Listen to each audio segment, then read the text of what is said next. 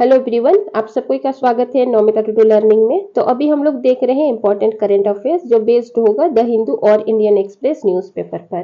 तो पहला हमारा telecom regulatory authority of India, जिसको शॉर्ट में ट्राई भी बोला जाता है। और ये जो ट्राई है इसको बनाया गया था 1997 में। इनका काम है टेलीकम्युनिकेशन, जो भारत में है टेलीकम्युनिकेशन कंपनीज या इंडस्ट्री जिसको बोलते हैं, उसको रेगुलेट करने का काम करते हैं। न्यूज में क्यों आया था? तो जियो जो है, जियो ने अपना टैरिफ बढ़ा दिया है। जियो का जो कॉल चार्ज है या डेटा चार्ज जो है उसको बढ़ा दिया गया है। अप्लाई होंगे 3 जुलाई से। तो इसलिए जो है ये अभी हमारे देश में जो टेलीकम्युनिकेशन का जो रेगुलेटरी अथॉरिटी जो है वो अभी न्यूज में है। तो हमारे एग्जाम के पॉइंट ऑफ व्यू से कि इसको कब बनाया गया था ये इंपॉर्टेंट हो सकते हैं। तो ये जो ट्राई है इसको बनाया गया था 1997 में। नेक्स्ट हमारा है Indus water treaty. Indus water treaty जो है ये एक वाटर शेयरिंग ट्रीटी है हमारे देश भारत और पाकिस्तान के बीच में।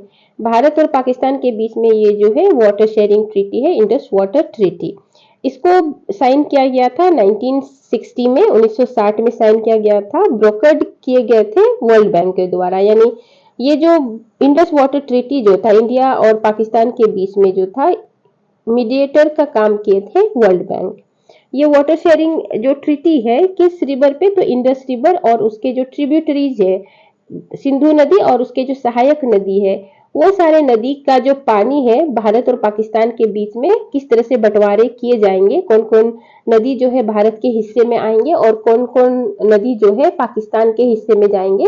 तो उसी नदी का जो पानी को जो शेयरिंग के का जो ट्रीटी था उसी को इंडस वाटर ट्रीटी बोलते हैं। और ये न्यूज में क्यों आया था? तो एक एमपी जो है, एक मेंबर ऑफ पार्लियामेंट जो है, उन्होंने कमेंट किया था कि इंडस वाटर ट्रीटी जो है उसको टर्मिनेट कर दिया जाए। तो खैर चलो, एमपी लोग का जो काम होता है कि कुछ कुछ कमेंट करते रहे, लेकिन हमारे जो एग्जाम के पॉइंट ऑफ व्यू से क्या इंपॉर्टेंट है हम लोग उसको देखेंगे। तो ये जो इंडस वाटर ट्रीटी है 1960 में साइन हुआ था, उसको हम लोग मैप में देखें तो ये है इंडस रिवर का मैप। इंडस रिवर और उसके जो ट्रिब्यूटरीज यानी सहायक नदी। तो यहाँ पर चाइना पर से जो है इंडस रिवर निकलती है और भारत होते हुए ये पाकिस्तान में जाती है और पाकिस्तान होते हुए अरब सागर में गिरती है। तो ये इंडस रिवर का जो ट्रिब्यूटरीज है, सहायक नदियां जो है, झेलम नदी, चेनाब नदी, रावी, ब्यास और सतलज। तो इन 5 नदियां, जो 5 सहायक नदियां हैं इंडस रिवर के, और ये इंडस रिवर अपने आप में जो है सारा मिला करके 6 नदियां बनती है। तो इन 6 नदियां में जो है 3 नदी भारत के हिस्से का है और 3 नदी पाकिस्तान के हिस्से का है। भारत के हिस्से का नदी जो है ये रावी, ब्यास और सतलज भारत के हिस्से का नदी है। यानी भारत जो है इन तीनों नदी पर अपने हिसाब से पानी को इस्तेमाल कर सकते हैं।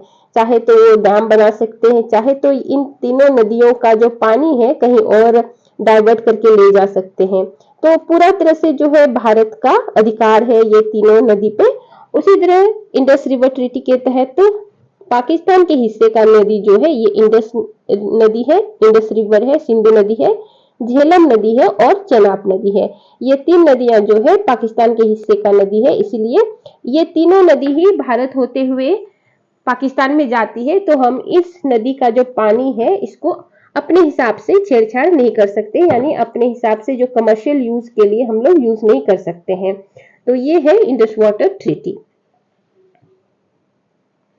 हम लोग आगे देखेंगे तो प्रेसिडेंट जो है, हम लोग प्रेसिडेंट के बारे में देखेंगे। तो प्रेसिडेंट ने लोकसभा का जो सेशन है उसको एड्रेस किए। जैसे हर 5 साल में लोकसभा चुनाव होता है, तो लोकसभा का जो पहला सेशन होता है, हर एक चुनाव के बाद जो पहला सेशन होता है उसको प्रेसिडेंट एड्रेस करते हैं। साथ साथ जो हर एक साल का जो पहला सेशन होता है उसको भी प्रेसिडेंट एड्रेस करते हैं। तो अभी जो लोकसभा इलेक्शन हुआ 2024 में, तो उसी में जो पहला सेशन था उसको प्रेसिडेंट ने एड्रेस किया और उसी समय नीट के बारे में उन्होंने बात की। तो नीट के बारे में तो हम लोग नहीं देखेंगे, हम लोग यहाँ पे थोड़ा सा प्रेसिडेंट के बारे में देखेंगे। प्रेसिडेंट को अगर हम लोग पढ़े तो बहुत लंबा चैप्टर है, तो उसको हम लोग पॉलिटी में देखेंगे, लेकिन यहाँ पर प्रेसिडेंट से रिलेटेड आर्टिकल्स को देखेंगे। तो ये जो आर्टिकल है, आर्टिकल 52 बात करता है प्रेसिडेंट ऑफ इंडिया के बारे में। तो प्रेसिडेंट ऑफ इंडिया जो है आर्टिकल 52 में बात होता है। आर्टिकल 72 में जो है प्रेसिडेंट का पावर होता है ग्रांट करने का पार्डन। पार्डन यानी क्षमा दान करने का जो पावर होता है आर्टिकल 72, आर्टिकल 72 के तहत प्रेसिडेंट के पास। तो ये पार्डन जिसको बोलते हैं, जो क्षमादान होता है, जो कोर्ट के द्वारा, सुप्रीम कोर्ट या हाई कोर्ट के द्वारा किसी व्यक्ति को जो पनिशमेंट मिलता है, किसी व्यक्ति को जो सजा मिलता है, चाहे तो अलग अलग प्रिजन या तो डेथ सेंटेंस, बहुत तरह की सजा मिलता है। तो प्रेसिडेंट के पास जो है व्यक्ति जिसको सजा मिला हुआ है वो गुहार कर सकता है और अपना सजा को जो है कम करवा सकते हैं। तो यही जो है आर्टिकल 72 के तहत प्रेसिडेंट के पास क्षमा दान करने का पावर होता है।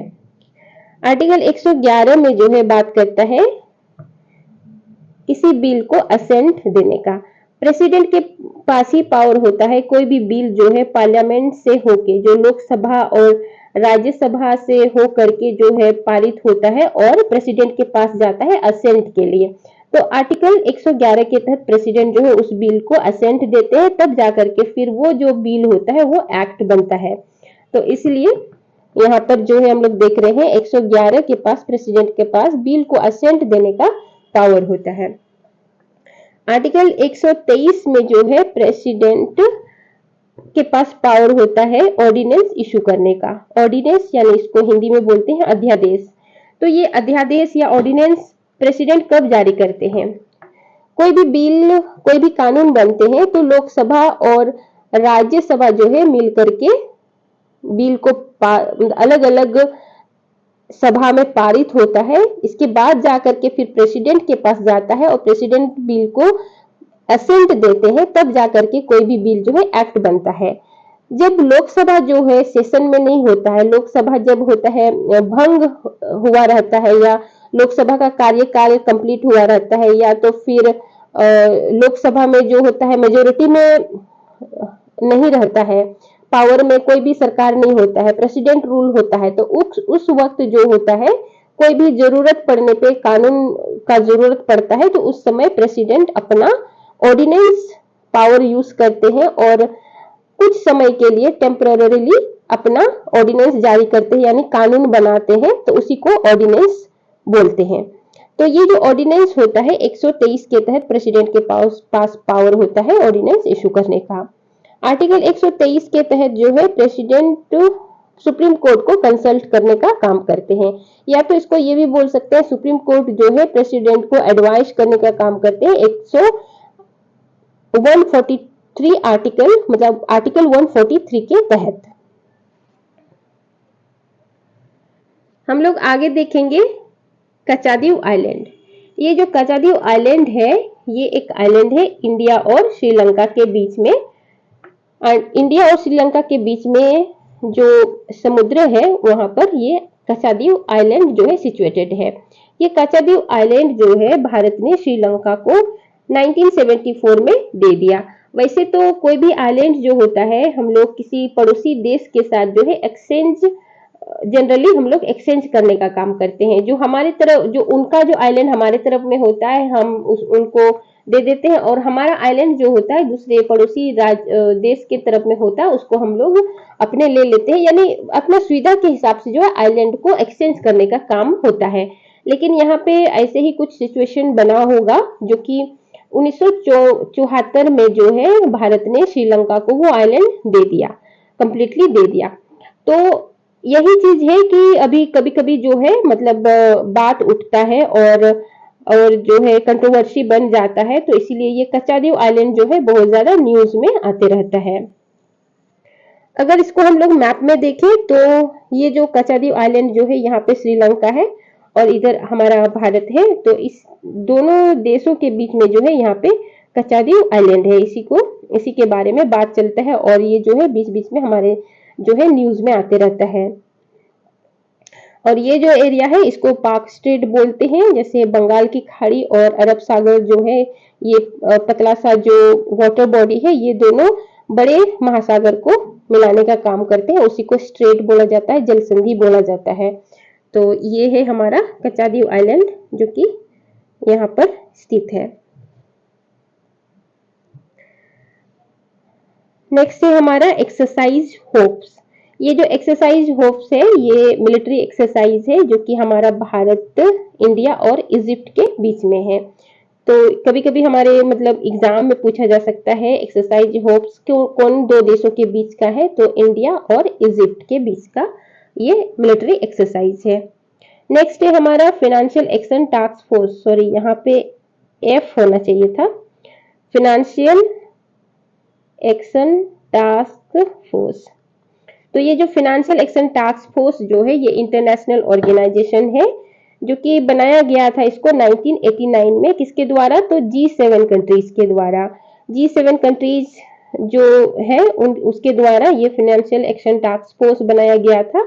और G7 कंट्रीज के अंदर में आते हैं US, Canada, UK, France, Germany, Italy और जापान। ये 7 कंट्री जो है ये एक ग्रुप बनाते हैं जिसको हम लोग G7 कंट्रीज भी बोलते हैं। और ये G7 कंट्रीज के द्वारा ही ये फाइनेंशियल एक्शन टास्क फोर्स बनाया गया है। इनका काम है टू कॉम्बैट मनी लॉन्ड्रिंग और टेररिज्म फाइनेंसिंग। ये जो काला धन है, ब्लैक मनी जो है उसको गलत तरीके से इस्तेमाल किया जाता है, उसको रोकने के लिए फाइनेंशियल एक्शन टास्क फोर्स बनाया गया था। और टेररिज्म जो वर्ल्ड में जो टेररिज्म का बढ़ावा दिया जा रहा है ब्लैक मनी के तहत, उसको भी रोकने के लिए जो है फाइनेंशियल एक्शन टास्क बनाया गया था। ये जो फाइनेंशियल एक्शन टास्क फोर्स जो है इसका हेडक्वार्टर है पेरिस में।